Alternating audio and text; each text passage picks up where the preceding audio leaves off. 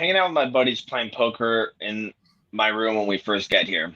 And a couple nights later, whatever, I invite another friend of mine, Joey, who I've known since living down in Jacksonville, actually, small world. He and I used to get drunk and go do charity stuff together. Okay. So the four of us are hanging out playing poker. And then another night comes around and it's just me and my two buddies. And my buddy Josh, the same guy from last week who laughed at the meme about the guy showing the woman where the kitchen is do not treat women this way training. Same idiot. So we're talking, we're playing poker. He's like, "Where's your buddy?" And we're like, who are you talking about? He goes, "Yeah, your buddy, like Toby." So me and Jesse start laughing uproariously because Joey is black. And Josh refers to him as Toby. So while Josh is over here clueless because Josh has never seen Roots, he doesn't understand how woefully insensitive and racist that comment was because he's never seen LeVar Burton's spectacular performance in Roots before. So I run into Joey. I run into Joey like a week later. I tell him the story, and he thinks it's hilarious. And so we get together again later, and I'm like, Josh, what's his name? Josh, do you remember his name? Josh, what's his name? He goes, it's Joey, and Joey's like, nah, dude, my name's Toby. Why do you think my name is Joey? What the fuck? So now Josh is thoroughly confused. Josh is thoroughly confused. My name is Toby? He said that shit? Oh my God. Not only is Josh confused, but now he's mad because he thinks we're all fucking with him and we're all in on some collusion against him. So he's like, you know what?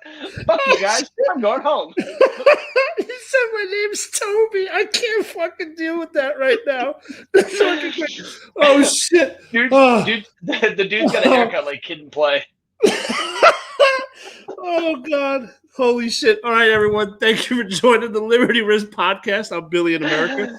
And I'm Hugh in Africa. Oh, speaking of things Joey's done for me too, look at this super dope casting couch you gave me. Oh, wow. Very nice. It looks very late 90s low-key porno edition. Oh, yeah. It was stolen right out of the office. Oh, okay. Good talk. So he's got a piece of shit sailors. They damage everything. So he took the one piece of equipment he could save. Oh, so we got a comment from the Military Chive Nation.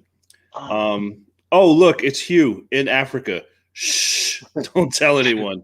Well played. Well played. What? Shh. Be very quiet. We're hunting Boko Haram.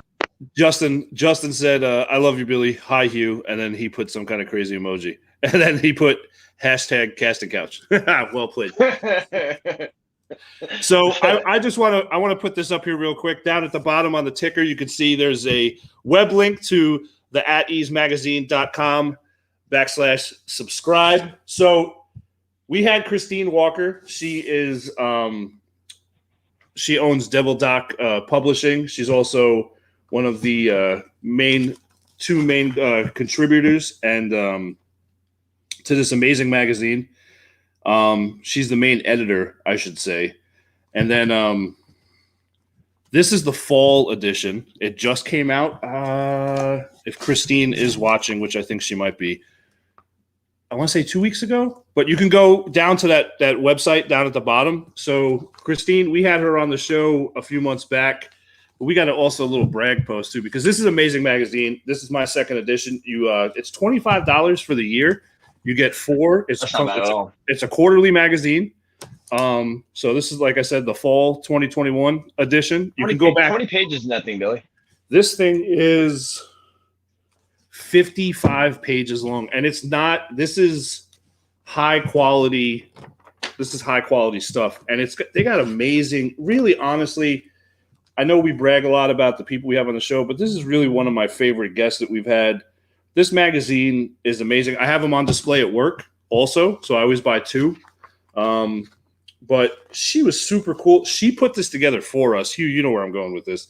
She put this together for us. Her team did this. So actually on page 5, we have, and we're very proud of, and thank you, Christine, our first full page advertisement. Full page advertisement. So this is pretty awesome. She even gave us our own QR code right there that we're going to be putting on our websites and stuff, because our website is getting completely revamped. Thank you, Chris from Internal Bleeding, because he's a closet computer nerd. But yeah, if you got to check out, go to the website. It's right there at the bottom. I'm going to leave that up for about 15 minutes. $25. You get 4 magazines, high quality. It's all veteran material. They have amazing stories, great information. There's all types of different advertisements for other veteran companies in there. Christine and her entire team of writers, editors, everyone, they do amazing work. So, Christine, thank you so much. And like I said, the website's right there at the bottom of the page, the ateasemagazine.com/subscribe. So please, if you're watching, go there. It's $25. It's about how much you fucking spend at Starbucks, you fancy bitches. So in 1 week. So instead of spending your fucking coffee money, go ahead and buy this fucking magazine, because it's absolutely amazing. I still forget how tied into coffee the military is as a whole. I was trying to do this program out here. We still might make it work. I'm not 100% sure, but all the Army and Air Force cats are like, the Navy. They're like, man, the Navy like really cares a lot about like tradition. Like when you make E7 in the Navy, or you're selected the chief, huge deal, huge fucking deal. Huge These guys. So like we have reservists and active duty out here. So the reserve results, they came out about a month ago. So the active duty results are coming up here shortly. Well, they can't make the reservist season without the active duty cats, but they're still up and PTing in groups, and they all have their chief select patches and their camelbacks and whatnot. And then, they're involved in all these other things that are going on. And the Army's like, when you make E7 in the Army, you just make E7 and then you go back to work. Really? So you know what's funny? I never really thought about what the other branches did for E7. I just know that when the ton of traditional historical shit. Oh yeah, the Navy. I mean, when you make E7, your entire sea bag, you just throw it the fuck out, because you're getting all new shit. Like you have all new. It's like you just joined the military again, because you're getting all new fucking uniforms. Everything you had doesn't mean shit. You can't wear any of it. So you can't wear any of it. I forget about the coffee thing like all the time. Like how, we've been messing with our buddies that made chief, and we're like, hey man, how's season going? And they're like, oh yeah, we're PTing or studying. And I was like, oh yeah, and do you drink your coffee like this now, with your thumb on top and your pinky on the bottom, so in case like the handle breaks, you can still walk around? Have you like bought and paid for your new Gunt, or are you still renting a loaner copy until your new one comes in? They're like, hey, fuck you guys. Well played. We'll be like, all right, man, it's good to see you. They'll be like, all right, man, I'll see you later. It was like, all right, bye, narc. Bye, narc. But no, it's crazy. It really is. It's an evident season, though. Like more and more of them are meeting in the morning for coffee than they were beforehand. And I'm like, I don't drink coffee. I prefer to run on hate and discontent. But the amount of coffee that is being consumed is increased so much so that people are like, we need to order. Not only do we need to order more, but we need to order different. Did you finish that whole bottle today, man? I still have a little flavor. I still have a little flavor tasting left at the bottom of it. Shut up! Don't judge me, Hugh. But so it was funny. I remember one day Chief's mug was on the desk, and it's a full white alabaster exterior, and it is like dark chocolate colored on the inside. And I remember we've talked about this before. Yeah. So one of the second classes in the office was like, Chief, you need to clean your mug, and I was like, you better shut up right now. Don't open that box. You shut your dirty little cock holster. You don't open that fucking box. Yeah, like, it's dirty. I'm like, it's dirty. I'm like, it's seasoned. You need to get your words right. Yeah. Have you read the back half of the Bible? It's called the apocalypse. Like let's fucking happen. No water gets put towards the Chief's mug. Don't let that fucking happen. No. At most you can rinse it out with the yesterday's coffee that was left over, but only because you need to throw it out for the New Day's coffee. Well, the Army and the Army and the Marines, they don't do a lot of like history and tradition stuff, man. Oh no. See, that's crazy. It's like what's the Chiefs what they call Chiefs season? Was it 8 weeks? Is it 8 weeks?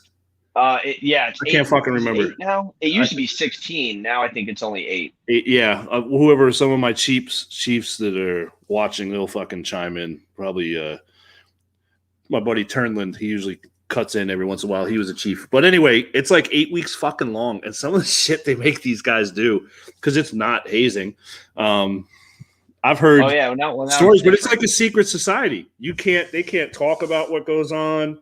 They're not allowed to show you their fucking Chiefs box or whatever it is, their fucking I Love Me box and all this shit they got to do. And their vessel. That's it. Yeah.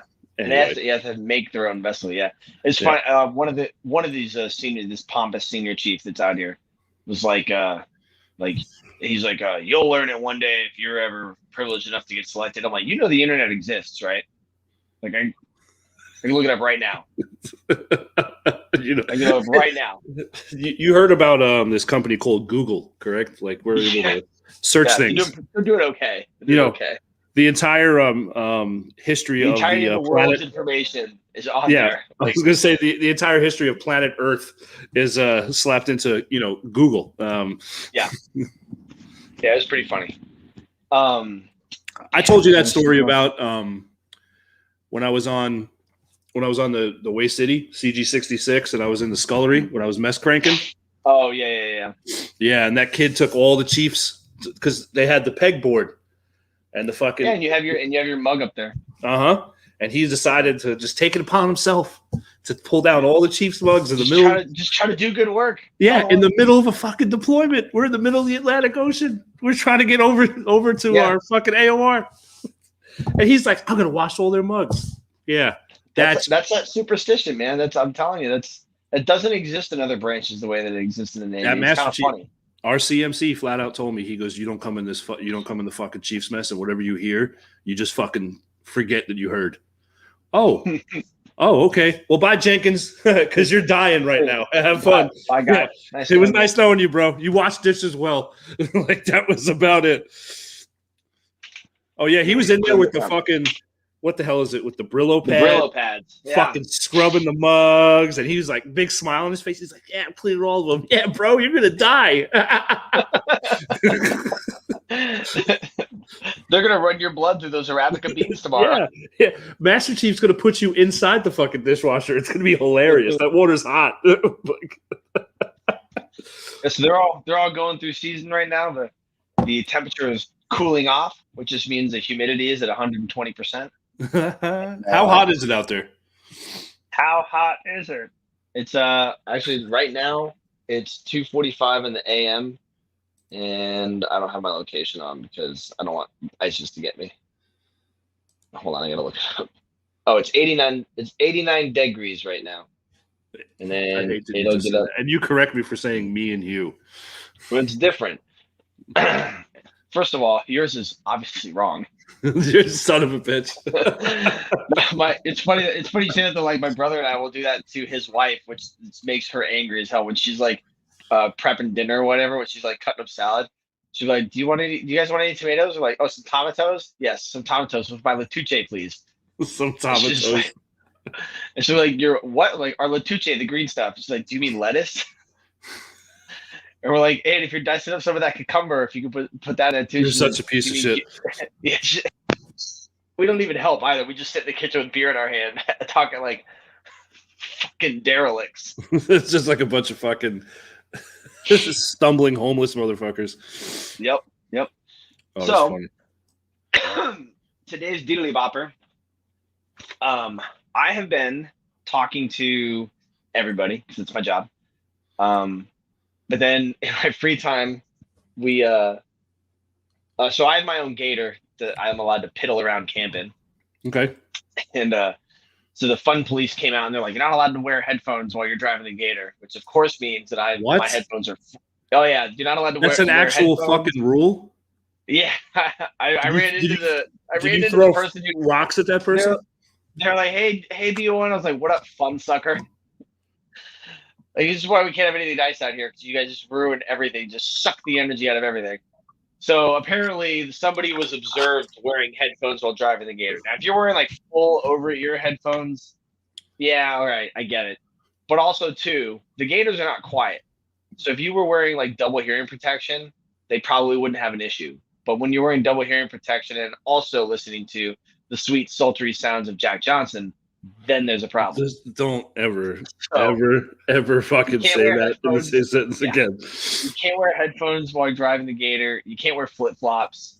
You can't be. And this one I actually get. It did say in there like you cannot be in a cast or boot or a medical instrument and be driving a Gator. Which A cast, probably, boot, or medical instrument? Okay, well I mean, played. it stands to reason. Stands to reason.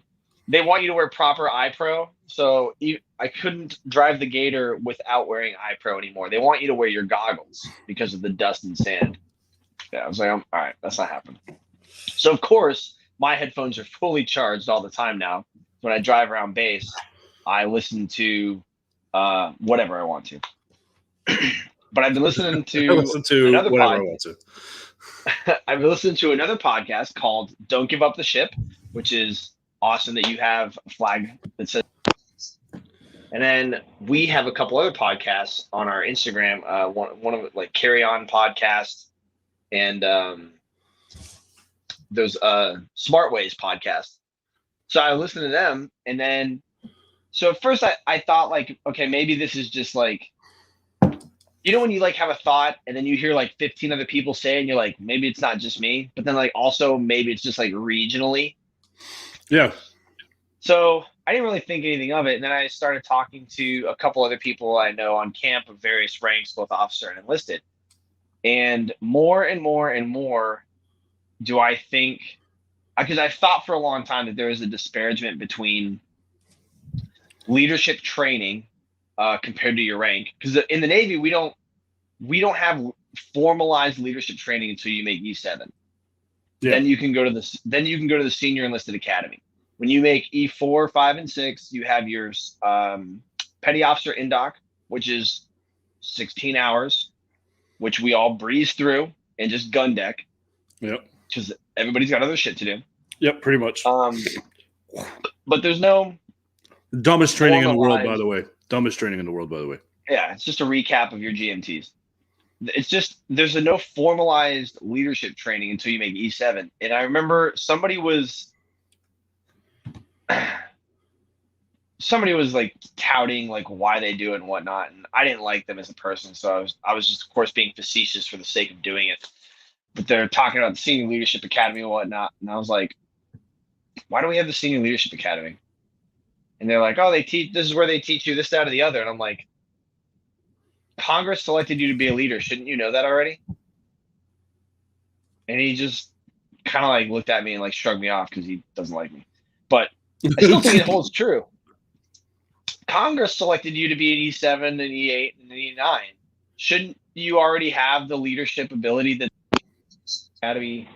Because I can understand if it was like a command leadership school, but there's no guarantee. So I agree with that.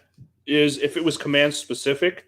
So like we'll take No. I'm not saying command specific. I'm saying like if this was a course that you needed to be like a CMC or a chief of the boat. Yeah, that's what I mean. Like that's what I mean by command specific. Like you have to fill a slot or a billet or whatever the fuck they call it now for a certain position, a leadership position like the CMC or senior enlisted advisor or whatever the fuck it is. Yeah, but my understanding is that it's not the case. That it's just leadership styles and abilities and whatnot. I'm like, you're already which makes no sense because when you go transition into, senior enlisted advisor or CMC or whatever, you're no longer in a sense the rate you were. Like say, most of them get combined. Now, like for the CBs, for example, there's only one CB rated Master Chief now. There used to be 3 groups. And now it's once you make E9, you are a CB Master Chief because you're just an administrator. I don't want to say just. You're an administrator. You're not a laborer anymore. Because at that point, you're a master of that whole entire field. At that point, that's the look of it. You might not be able to speak intelligently on the minutia, but you're big picture now. what is it? Only 1% of the military gets advanced to E9. Is that correct? I think I want to say or something close to that. I mean, it can't be any It's a higher single than digit. It's a single digit percentage. I think it's either 1 or 2 or something like that. So Yeah. that makes sense because they're going to look at it as you're supposed to be a master in this field anyway. So like when I was a GSE, you have GSM, which is gas turbine systems mechanic, and then you have gas turbine systems electrician. When I was a GSE for the first 3.5 years of my naval career, I chose the electrical side because you go to the mechanic and the electrical school. Mm-hmm. That's why I did it, because I was going to go to both schools because they have to pipeline you. So if you go GSM, you just stop after GSM school, and then all the E's go off to the electrical corps with the electrician's mates. But once you make senior chief, that's it. You're supposed to know both fields. Right. So especially when you make GSCM, you better know both So when worlds. I got to the shipyard in January, one of my courses is a 2-week course. I can't remember what it was called, but it's run through the community college. A course that they already had put together to teach you about the different types. There are different types of personality in the workplace, how to communicate with different people, how to problem solve with different personalities and things like that. And the reason that we started doing that down at my level was that one of the number one complaints of personnel who went through a introductory supervisor course is, why didn't we learn all this stuff when we first got here? Because now we're supervisors, we're supposed to know how to communicate and work with all these people. You're teaching us how to do that now. We should have known how to do this already. And I think the same holds true in the military. Now, I'm not saying that every time you get promoted, there should be like a 2-week leadership course or what have you. But for me, we have squad leader course. Yeah. So you're going to lead about 9 to 13 people as a squad leader. So that's a good course. It teaches you about how to be a squad leader, though. It doesn't necessarily teach you about communicating in the work environment, because a lot of the deck plate work environments are that's what they are, is they're work environments. So there's like a how to do your job, and here, like, this is what you're responsible for. Like, you're not a worker as much anymore. You're kind of transitioning into the supervisory position, but we're not really prepping people how to communicate effectively with those around them. We're teaching, like, hey, this needs to get done, and this is how you get it done. But we're not teaching them how to get it done with the myriad of people that they're going to be working with. So then tailor that observation with, I had a conversation with someone. As I understand it, a lot of communities and commands are like, all right, we're going to start. We've gotten away from doing things the way the books and the instructions say to do them, which could not possibly be a fucking secret for anybody. If you think for one goddamn second that we've been doing everything the way that we are supposed to be, I gotta wonder what bullshit you put in your resume to get selected to the positions that you are in now or have been in. So we're talking about going back to teaching things the way the instruction says to. Well, then we're going back. We're like, oh shit, like, we haven't updated some of these instructions in forever. Or worse so still, the way that we're doing things is so far removed from the way that we should be doing things, is that we're now going to have these massive growing pains getting back to the way that it's supposed to be, because we've allowed all this stuff to, fester and breed into the ranks. And now the people who are going to have to initiate or institute these changes and whatnot, the only leadership training they've had, and if they've had it, because I also understand that not everybody goes to the Senior Leadership Academy. There's only like what is it, like 15 seats in every class for Navy? Yeah, it's very all the branches, it's a very exclusive. Not exclusive. I would not put it like that. The reason for it is it's very who you fucking know to get into that school.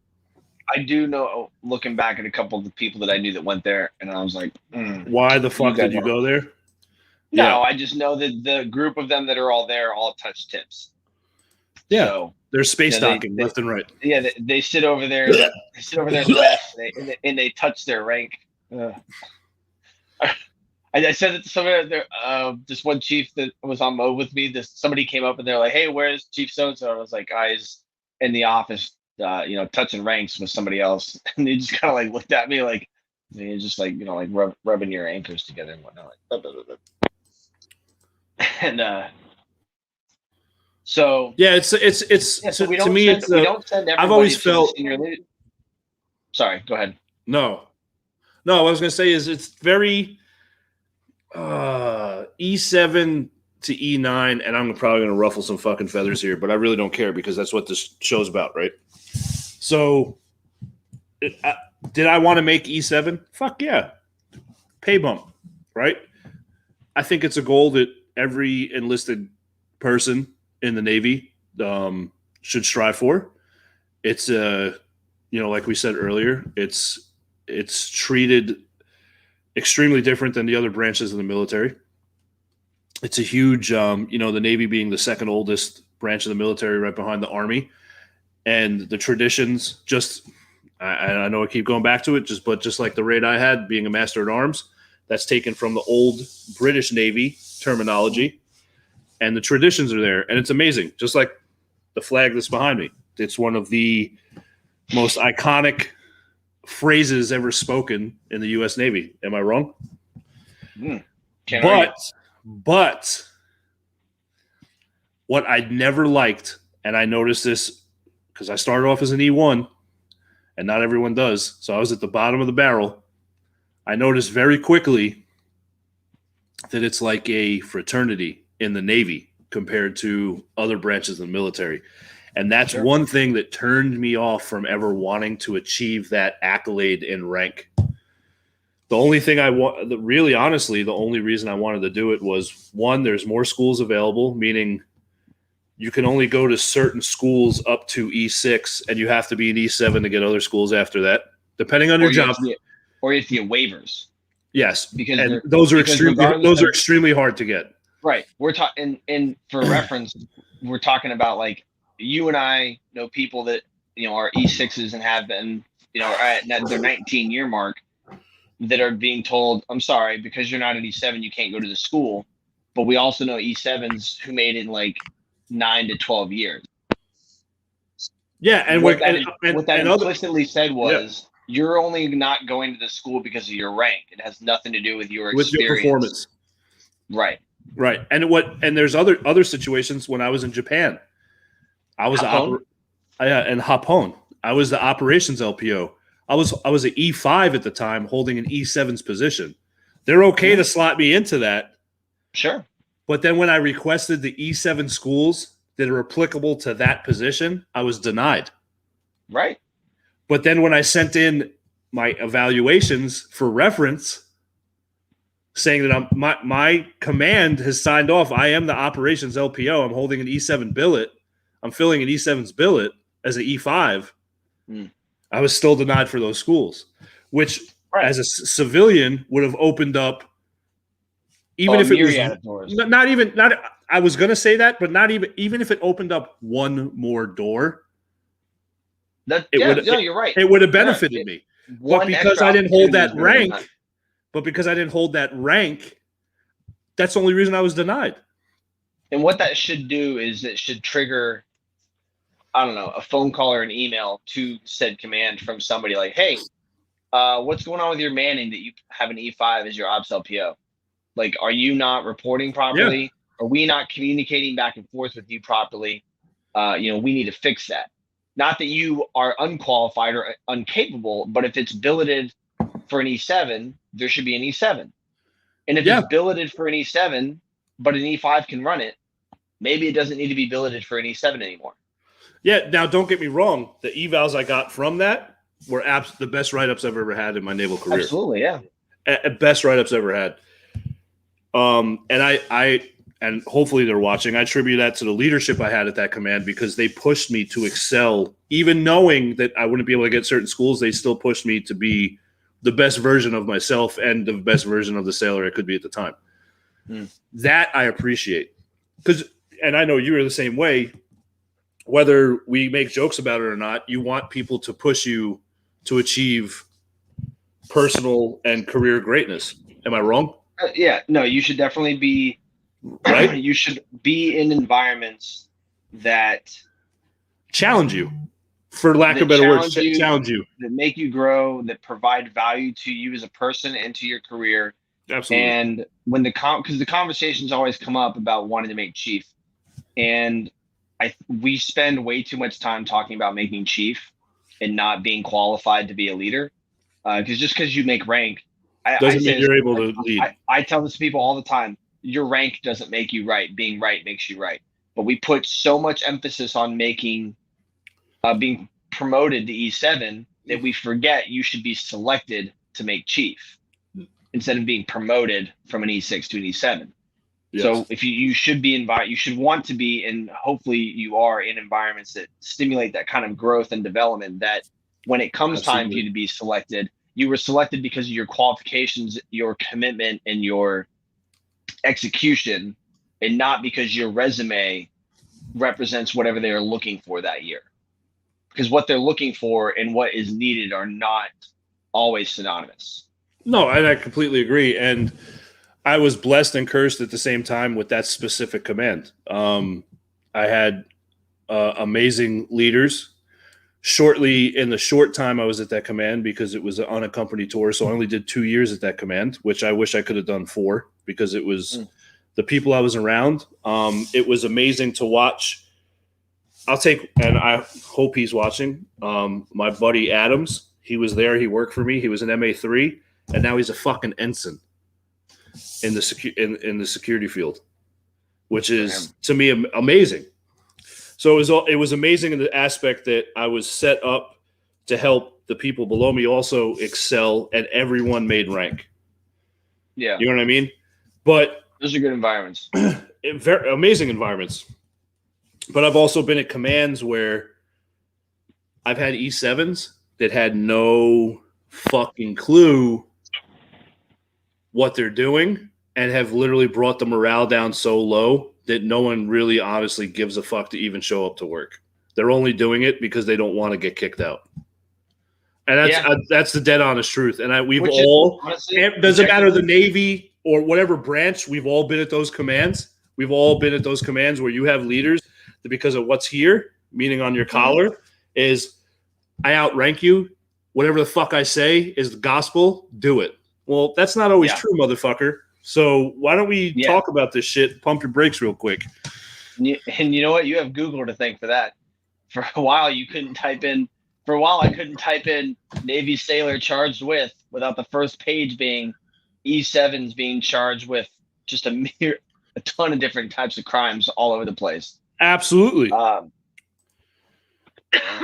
me. But you're right. There are some people that make rank, and they're absolutely terrible. And there's some people that make rank, and you're like, they at least have the decency to not be in positions to make things worse. They're not making things any better, but they're not making things worse either. And more and more, which of course only happens because I'm staying in, which now at this point, when people ask me, like, you can make 20? I'm like, yeah, but I'm only doing 2-year re-enlistments, because 6-year commitment's a lot now. And like, you guys are making it harder on me. It's making it more and more difficult to want to stay in. Speaking of re-enlistments, I got a question for you, Hugh. I don't know if you can answer it or not. And I'm not saying this as you being in the reserves, because I know the full active community is different. But how's the retirement system set up? Because I've been hearing things from friends that are still in, that these kids coming into the Navy now don't get the retirement that I have, where you get a monthly paycheck. So I don't know about every month until you die. We got rid of the high 3, I think, is gone. So now you have the BRS, the blended retirement system. So like it's supposed to be better for you if you don't want to do 20 years. So you put into it, and then let's say like you do 12, and you're like, all right, you know what, fuck this, like I changed my mind. You still get so you're still going to get money from that even if you do 12 years. So it's almost like a 401k in a sense. Kind of, I guess. I know, like there was like training. They made us do like a ton of training on it for like an entire year, and I didn't go to any of it. And yeah, they're like, why didn't you go? And I'm like, because I'm not using the blended retirement system. And they're like, well, what are you going to tell your sailors? I'm like, I'm going to tell them to go talk to the finance department. And I'm going to tell, there you go, up in that bitch. I was like, I'm going to tell them to go talk to finance or the financial planner or Navy Federal, because I'm not qualified to speak on that. Even if I had gone to the training, that doesn't make you qualified to do anything. No, it And doesn't. they're like, well, that's not the right attitude to have. And I was like, okay, why don't you tell me? No, but it's the everything correct about attitude to have, because I'm not going to give This- bullshit information. It is the correct attitude to have. It's just not an attitude you wanted me to have. I Exactly. had somebody here. There used to be somebody here who was a really, really great person, and they're retired. They're a retired chief. They were a really great civilian, and I don't know that they were a bad chief by any means. I just can't speak to whether or not they were. But they made this comment that like, I know everything, and anything I don't know doesn't need to be known. This person is older, so at the time when they were in, that was an appropriate thing to say, but that doesn't exist anymore, because now you can say something and I can go look it up online. Well, if I come to you and say, hey, listen, what you said was wrong, how's that going to be met? It's not going to be met very positively, because now you're challenging leadership, even though that's exactly what they tell you to do in all those in-doc boards. So you can't, I don't want to say can't. The traditional retirement isn't there anymore. No, we didn't get rid of the high three. The TSP, I think, is gone, and the Roth is gone. I think some people can still use it. I think the option is available, but like they want, like everybody coming in now is automatically enrolled in the blended retirement system, which is supposed to yield more money to you than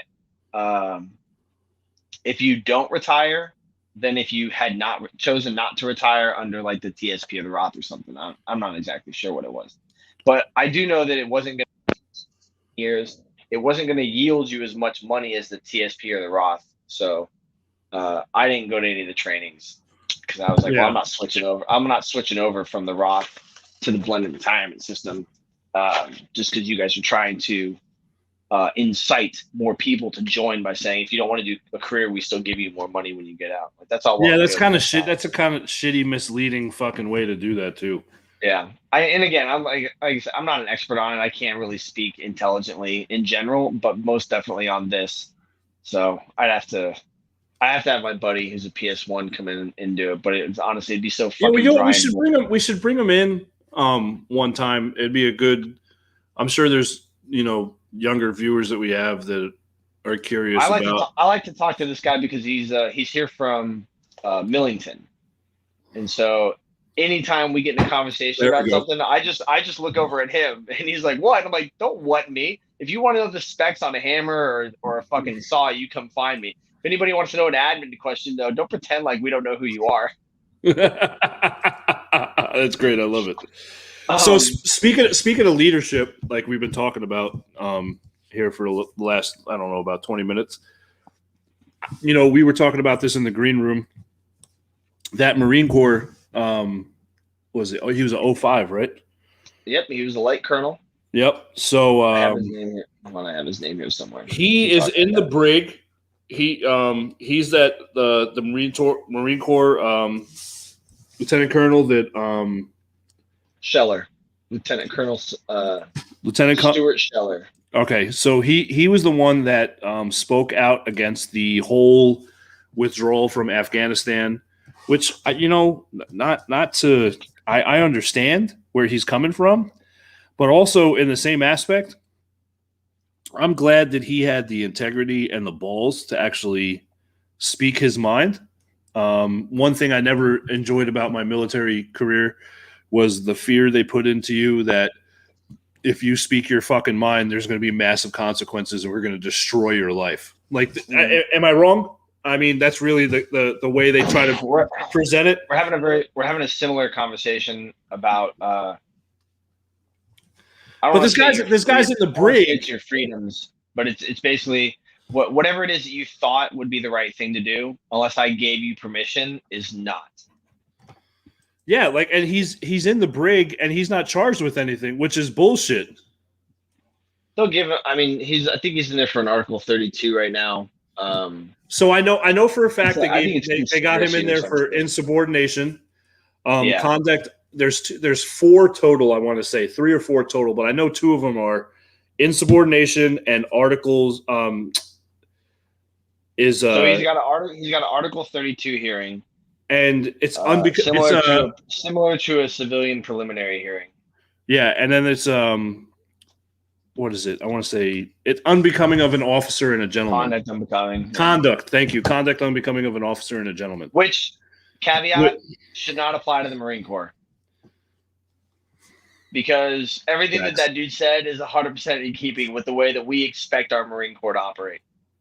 You know what? Nothing he said. I watched the whole thing unfold from day one. You know, on his TikTok and his other social media pages, and I started following it. You know, as soon as it started hitting TikTok, okay, weird, but all right. Hey, but you know what? I understand where you're coming from, but honestly, it is to get information out quickly. It is one of the biggest platforms right now. I know. So I agree, but I was following it from day one, and he was never malicious. He was never petty. He was never disrespectful. He was stern. He didn't name anybody, right? No, I can't say yes, but I can't say no because I can't remember if there was a name dropped. I think you'd remember if he deliberately pointed at somebody and said, if he was like, "Fuck you, Joe Biden." No, this is you. This is nothing against the president. I'm not trying to bring politics because that's not part of our show.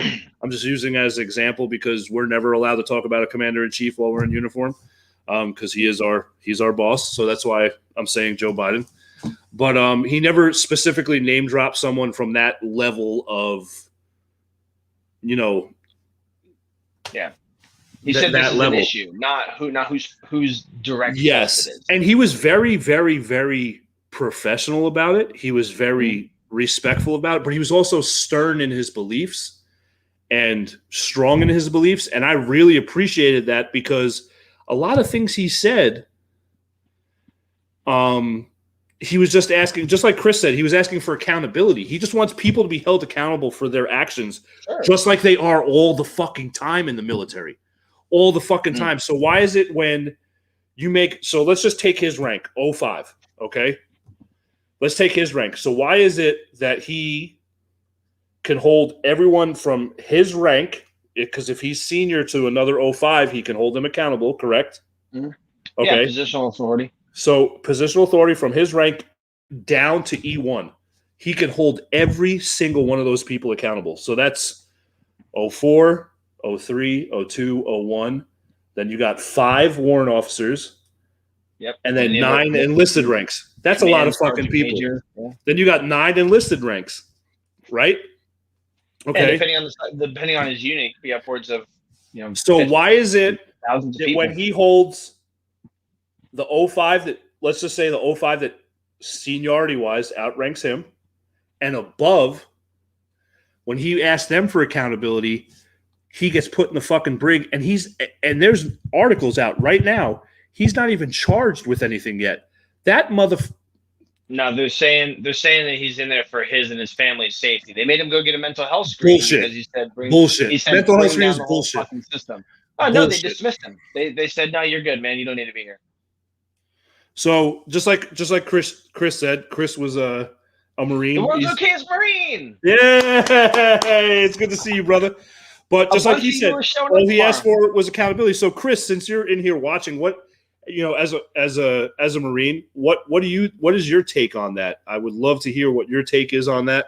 Well, but this is indicative of what we're talking about, though. It's he exercised a certain level of authority or a certain level of discretion by saying, this is what's wrong, this is what needs to happen.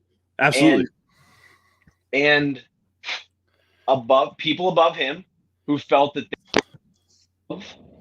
that level of being held accountable said, well, we're going to put this on you. We're not going to look bad in the public, so we're going to do these things to you.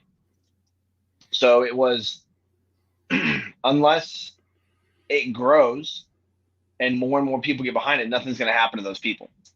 Just like if I do something that one of my chiefs does and I get in trouble, but I know that they've done it, and for them, they're going to take care of their own. They're going to sweep it under the rug. And of course, I say that because it's easy for us to relate to Chiefs. I'm not saying that they all, they're the only ones. Yeah, they're all no. doing it. But you Agreed. and I Agreed. if something happens with one group of people, and then it happens with another group, depending on their rank, is going to dictate, or position is going to dictate the outcome. Actually, a really good example. My first deployment, the command master at arms got caught banging an E4 in a Connex box in Afghanistan. And so the recourse was that's fat guy doing a little. This E4, watch your back there. This E4 got transferred out to our site, and the command master at arms stayed the command master at arms. Happens all the time. What's sad is it happens all the fucking time, and that's where I'm going with it. It's bullshit that this. Now, granted, we know that when he did that, we all had that oh fuck moment because we knew something was going to happen. Yeah. But my thing is the way he went about it was extremely professional, was extremely well spoken and educated, but also stern. Right. I give that man so much credit with 17 years. And I went back and looked. You keep wanting to call him motherfucker. No, I do, but I don't, and it's not in a bad way. But it's not like look, if you call a sailor or an airman, that's bad. But if you call a marine, their dick gets hard. So you can call that dude a motherfucker, and he'll be like, yeah, shit, yeah. Yeah, and it's just I respect everything he said, and at the same time, I feel bad for what he's going through because the only reason that's happening to him is because he's wearing the uniform. That's it. Yeah. And that sucks. That sucks. Because I can only imagine if he had all the people that ever worked for him in the history of his career line up, I'm sure that they will all speak well of him. Mm-hmm. Well, we say, the collective we, you tell kids, 2 wrongs don't make a right. So the first wrong was, in his views, that the withdrawal from Afghanistan wasn't handled properly. And then he got on social media and said all this stuff. So he's going to go up there, and to some degree, somebody's going to tell him 2 wrongs don't make a right. And he should look that dude dead, or woman, look him dead in the eye and say, you're right. But we need to start popping that first wrong in the mouth to start changing the way people think about starting shit. Yeah. No, I agree. But you start popping that bully in the fucking lip. And you know what's crazy? Right after he called out these leaders, okay? The same leaders are the ones that were sitting in that room that authorized that fucking drone strike that only killed fucking civilians. Mm-hmm. So what's happening with that? They're not going to be nothing, because they're not going to end their career with a black mark. Right. That's what's fucked up. That's why I have so much respect for him. Yes. We're too worried about being wrong in our position that we are willing to ruin other people than just be like, hey man, mistakes were made. I'll take that one. Yeah. But this man had the integrity and the balls to stand by what he believed in, because he's led troops literally into the battlefield. Mm-hmm. Into the battlefield that he was calling out. That's what literally brings a tear to my eye, is he's calling out the situation of where he's fought. Just feeling this, and probably lost the same way that everyone else was feeling. And lost Marines. I'm sure he has Marines that were laying and still laying on that battlefield, in the sense that they gave their life there. Yep. And that's why he's doing what he's doing. So, hats off to him. I have, the utmost respect for him standing up and speaking his mind. It's an unfortunate situation, but you know what? In the end, he can lay his head down at night knowing that, and not lose any sleep, knowing that he stuck by his beliefs and put his career, I say that because, career on the line, because he's going to excel once this is all done over. When he gets out back into the civilian sector, he's going to have job offers. Oh, the doors. We're gonna fly. He's not gonna have to hunt for work. Yeah, no, absolutely not. No. So hats off to you, sir. Well done. We've been talking about Afghanistan a lot, and I thought that we were gonna be maybe a little bit more involved. Hold on, real quick on that thought. We got a couple of the comments are coming in. Yeah. So we got DV Oink. Thank you for the guys over at DV. DV fun. Oh yeah. So what about General Milley's action? Yeah, agreed. And I think maybe that's something we'll talk about because there's going to be more that comes to light with that. That's something maybe we could talk about next week. Sure. I'm gonna write that one down. Yep, General Milley. That's been a big topic. Even Chris Schneier just said Milley is a complete piece of shit. Agreed. Same thing to DV Oink. Just piggyback Chris's comment. Agreed. And then Christine Walker, Devil Doc Publishing. Wonderful at Ease Magazine. Website's still at the bottom. Make sure you guys, $25. You get 4 amazing quality editions. LOL at Chris. I was just writing the same thing. Is what Christine said. So we're all on board. Millie can suck it. Yeah, no, Millie's a fuck that dude. Yeah. Yeah. So we've been talking about Afghanistan. Actually, Millie, I haven't done this in a while. Millie is our eat a bag of dicks of the week candidate. Dicks for the week. Yeah, there we go. I haven't done that. I'm sure his office mailing address is online. You send him a gummy dicks. So yeah, we've been talking about Afghanistan a lot, and I thought we were going to be a little bit more involved in a couple of things. We get the fantastic media outlet that is AFN, and we've seen like Sigonella, I think, had thousands of refugees that they sent home, and then life didn't really change that much here. Like there was a heightened sense of awareness, I think, for some people. Some of these people are out here just like eating the fucking cake, man. These people do not realize how good they fucking have it. Holy God. These people have everything. I hate so many of them. But I went to this thing at the chapel last week. It was for Afghan vets to talk about, their experiences, like how they feel and things like that. So it was kind of cool. Turns out, as it usually does, I have deployed with many of these people in the same time periods. Some of them even to the same regions. But it's funny because there's also we feel the way that we feel about the withdrawal, but there seems to be a kind of general consensus that we're like, it's not that big of a deal. We'll just go pick it up and we can go back in about 5 years. So Chris actually just made another comment, and I think it's great. Ready? It's Chris said, "Can we send him an exploding bag of dick glitter?" and then he said, "Just asking for a friend." Yeah, when he goes to move out of his office, he'll be finding that shit 3 years fucking later. Oh my God, that'd be great.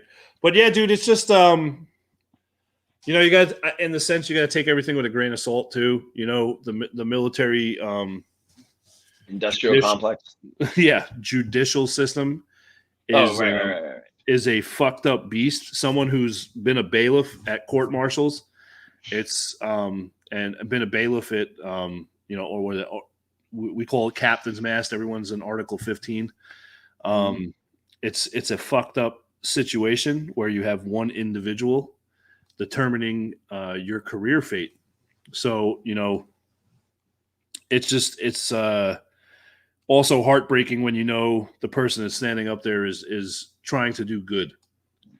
Yeah. And because your upper chain of command doesn't want you to ruffle the feathers, they're going to go ahead and blackball them and destroy them and literally take food off the table for their family, which I think is fucked up. We're getting very comfortable with, hey guys, I know I'm new here. I'm not here to ruffle any feathers. Why don't you just chill for like a couple weeks and then see if maybe that's the route you want to take? Yeah, because you don't really know. Maybe we're not happy here, bro. Maybe do something a little bit different than the last guy. Yeah, it sucks. And we've all had commands. Every single person who's served, whether it's you're doing a 4-year stint or a career, you've had a command where you look at your leadership and you're just going, what the fuck are you doing? Like, right. Seriously, what the fuck are you doing? people are going to get killed, people are going to get hurt, or you're just a shitbag and you have no reason to be in that position that you're in, and you're making piss poor fucking decisions. It is the way of things. So on that note, Hugh, we got a lot of stuff coming out. As everyone could see, I'm wearing one of our first t-shirts. Looks pretty fucking good. I got this crazy green color, which you questioned me about, but I like it, man. Nah, it turned out nice, man. That was a good call. Yeah, actually really nice. So, still serving promos. Hats off to you guys. You guys do good work. Yeah, it's pretty good. I got this one. I got a tan one. Our polos, because Hugh and I, I'm getting better. I did it again. Hugh and I, we want to try to give it, when we do our on location, whenever he gets back from Africa. Yeah, I did that fucked up accent. I don't care. I blame it on that.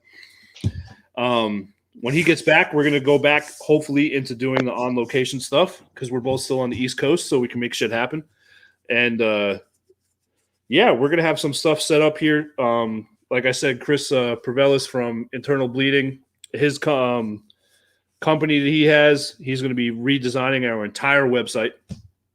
We're going to have a store on there. Hugh has been working hard on our merch while I've been working hard on getting this website set up. So we're going to have a bunch of shit set up. So what else are we going to have, Hugh? What are we going to have out there? So I've been picking our artists pretty heavily to try to get a bunch of different designs for stickers.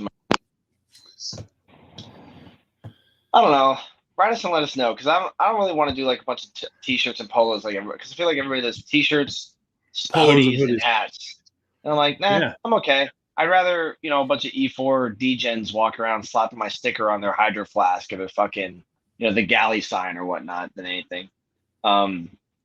But one of our big things is that our store isn't going to be it's going to be very little of our own stuff. Our guests that have come on that have stores for their organizations. Yep. We're going to link directly to their sites. If you watched an episode and you wanted to support them or buy one of their items, Hickstrong. Yeah, Hickstrong mugs. The hug mugs. You're gonna have to buy something like that. If you wanted to get in touch with Pale Horse Coffee down in Chesapeake, or you wanted to talk with DB Radio, DB Radio. Yeah, we want to link you guys directly up with those people. We're gonna have a list of resources and episode recaps, and at Ease Magazine, we'll have the link in for there, so you can go get theirs. Billy, are you sending me one of those magazines? Oh yeah, you're getting one of these. That's why I get awesome. I get multiple editions. The most common delivered item out here is cigar magazines to people who haven't been here in 5 fucking years. So no, yeah. So it's we're gonna have a bunch of good stuff, but and we're gonna stay true to what why we started this is to give the other veteran businesses, organizations, and nonprofit a platform to freely speak upon their organizations, bragging points, and to connect other veterans to resources they might not know that are available. That's our biggest thing, and we're going to stay true to that. Also, hopefully, in the same aspect, bringing you good conversation and entertainment for the hour that we're here every week. I don't know any other podcast that is doing this literally from opposite ends of the globe. So, that's why we changed it. Billy in America, Hugh in Africa. And that's legit. Keep it fresh. That is legit. That is not a play on words, as we say. But no, Hugh, as usual, it's been fucking awesome. I missed the shit out of you, dude. I'm ready for you to get back here so we can hit up some breweries, cause a little ruckus, and drink good quality beer. Hold on, let me see what Christine just wrote something. What'd she say? Hey, I just got a shipment of our spring and summer issues. I'll send a few to Billy and send to Billy to send to you, Hugh. There you go. So that's awesome. Thank you, Christine. I appreciate it. Yeah, Christine's awesome. Honestly, if you haven't done it, we've been talking about it, and we're going to talk about this all fucking for the rest of the year into next year. This magazine, I'm not just saying it because we had it on the show. It is literally, like I said, I bought 2 issues when they come out. It's an amazing magazine. The information that's in there, it's unbelievable. You really need to go on there. $25. You get for the magazines. It comes out quarterly. The web link is right there. Help her out. She's doing amazing stuff, and she's connecting veterans with other veterans, which is what we're all about. So it's an amazing magazine. Oh, yeah, there she goes. She said, always looking for vet writers, too. So we're going to be here every Wednesday. If we aren't here, we are going to run. Hugh and I do have shit going on. He's got a crazy fucking schedule, which is up in the air all the time. It's usually last minute. We doing a show tonight. If not, we're going to run an episode. This is 89, Hugh. 89. We're getting close to 100, bro, which is fucking mind-blowing to me. I might have to go ask the CEO if I can get an exemption to policy so I can get hammered drunk on our 100th episode. You know what? You need to. I'm going to send him a letter. Be like, listen, motherfucker. Yes, I finally got to call someone a motherfucker tonight. Listen, motherfucker. This needs to happen. I'll send you. Yeah, I'm gonna write a letter. That's what I'm gonna do. I'm gonna write my congressman. I think there's a Jewish holiday coming up. I might be able to convert last minute. Make up. What do you like? The spaghetti monster religion or whatever? Make a religion up. You got it. Oh yeah. Don't worry about it. You're good to go. Like we can figure something out. We'll work on it. We got a couple of weeks. We got a couple of weeks. We got time. Yeah, we'll make this shit happen. All right, man. I will definitely see you here next week. Same bat time, same bat channel. 1:30 or 2:30 in the morning for me. Jesus Christ, no, not for me, man. My fat ass is fucking dead asleep. But no, thank you everyone for joining us tonight. As always, it's a pleasure. I'm a little more talkative than usual. Thank you, Russell's Reserve, for your 10-year aged whiskey. It helped me get through the show. Send us free shit. Yeah, send us tons of free shit, motherfuckers. Yes, I got to do it again. Yes. All right. We'll see you guys next Wednesday at 7:30. Y'all have a good night. Good night. I think you need